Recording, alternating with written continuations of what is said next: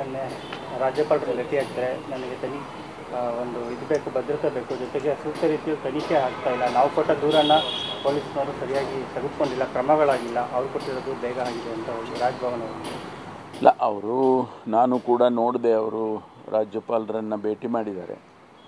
ನಾವೀಗಾಗಲೇ CODಗೆ ತನಿಖೆಗೆ ಆದೇಶ ಮಾಡಿದ್ದೇವೆ.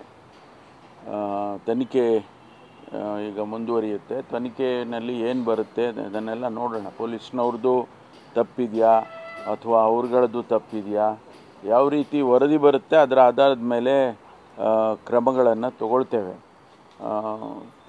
ಸ್ವಾಭಾವಿಕವಾಗಿ ಅವರು ಆಪಾದನೆಗಳನ್ನು ಮಾಡಲೇಬೇಕಾಗ್ತದೆ. ಅವರು ಹೇಳ್ಕೊಳ್ತಾರೆ, ಈ ರೀತಿ ಆಗಿದೆ, ಆ ರೀತಿ ಆಗಿದೆ ಅನ್ನೋದನ್ನು ಅವರು ಫಸ್ಟ್ ಹ್ಯಾಂಡ್ ಇನ್ಫಾರ್ಮೇಷನ್ ಅವ್ರು ಹೇಳ್ಕೊಳ್ತಾರೆ. ಅದು ಸರಿ ತಪ್ಪು ಅನ್ನೋದನ್ನು ತನಿಖೆಯಲ್ಲಿ ಗೊತ್ತಾಗುತ್ತೆ. ಅದರಲ್ಲಿ ಆ ತನಿಖೆ ಆಧರಿಸಿ ಮುಂದಿನ ಕ್ರಮ ತಗೊಳ್ಳೋಕ್ಕಾಗತ್ತೆ.